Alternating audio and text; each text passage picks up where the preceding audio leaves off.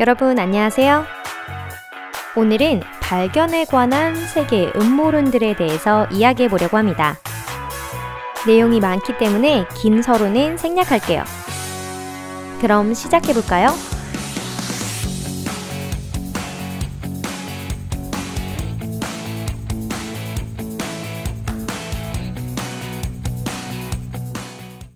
핸더샷의 발전기.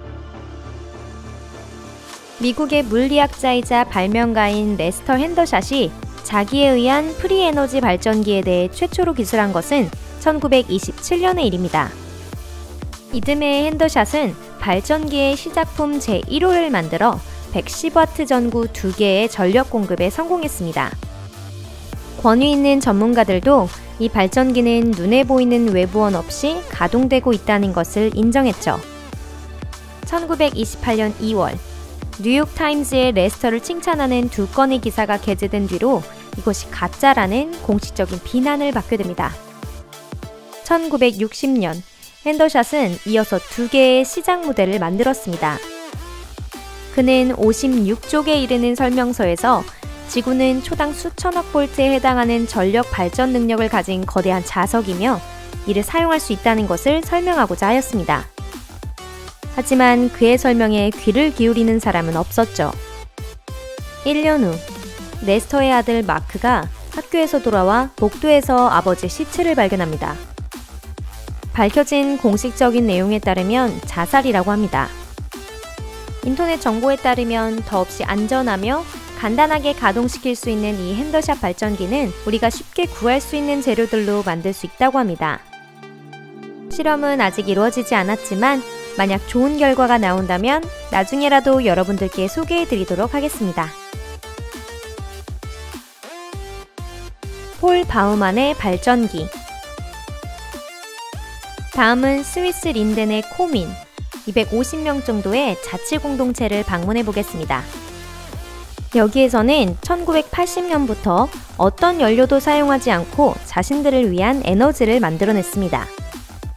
여러분들께 소개해 드릴 것은 시계 장인이었던 폴 바우만에 의해 35년도 전에 설계되었던 정전기 발생기 테스타티카입니다. 이 기적의 기계 4대에서는 750kW 이상의 전력을 만들어낼 수 있었습니다. 이 정도만 있어도 가정용, 지역의 영화산업, 방송국, 연구소, 가구공장, 공방, 그 밖의 공공시설에 제공하기에 충분한 양입니다. 이 발전기는 윈스허스트식 유도기전기의 원리를 기반으로 주로 정전기 상호작용의 힘으로 회전하는 원반에서 만들어집니다. 라이프의 바이오 레조네이터. 1920년에 미국의 연구진이 세계 최초로 살아있는 바이러스를 볼 수 있는 50만 배의 헤테로다인 자외선 현미경을 개발했습니다. 그리고 1904년에는 바이러스나 병원체를 파괴하는 주파수 발생 장치 라이프 빔 레이를 세계에 발표했습니다. 이는 각 미생물의 고유 주파수를 공명함으로써 주위의 조직을 손상시키지 않고 방사에 의한 병원성 바이러스를 없앨 수 있었습니다. 세계 언론은 곧바로 이 획기적인 발견을 알렸죠. 하지만 14건의 위독한 암 환자가 완전히 치료된 사례가 정식적으로 문서화됐음에도 불구하고 미국 의사회는 이 연구를 완전히 중지시켰습니다. 1939년에는 라이프에 대한 소송까지 제기되었습니다.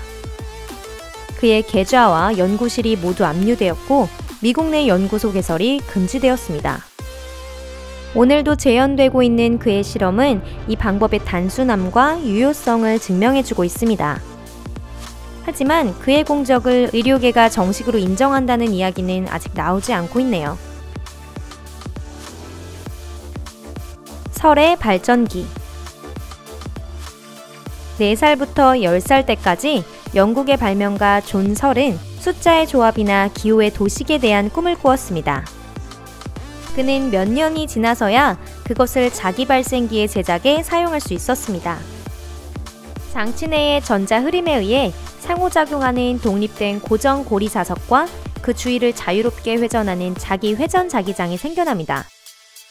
프리에너지 발전기를 만들 계획을 세우던 중 설은 생각지도 못한 중력 효과를 발견했습니다. 결과적으로 그의 첫 시제품 중 6개는 허공으로 날아가 버렸습니다. 하지만 그는 통제 시스템을 고안하여 1968년부터 1973년까지 41개의 원격 조작을 할 수 있는 디스크를 만드는 데 성공했습니다. 그는 이렇게 말했습니다. 우리는 몇 명이 탈 수 있는 기계를 만들 것인데 1년 후에는 2,000명 정도를 싣고 15에서 20분 만에 뉴욕에서 런던까지 데려다 줄 수 있는 기계가 나타날 것입니다. 거의 모든 발명품의 발표를 촬영했던 보도지는 이 발명가를 미치광이 공상가라고 보도했습니다. 그리고 1982년 30년간 자신이 만든 발전기를 통해 집으로 전력을 공급하던 설 씨는 전력을 훔친 혐의로 고발되어 10개월간 감옥에서 생활하게 됩니다. 그 사이에 그의 자료와 연구소는 없어져 버렸습니다. 이유는 역시 마찬가지였죠. 만약 그가 만든 불과 가로 60cm, 세로 20cm의 발전기를 각 가정이나 자동차에 사용한다면 사람들이 더 이상 대기업의 에너지를 필요로 하지 않을 것이기 때문이었습니다.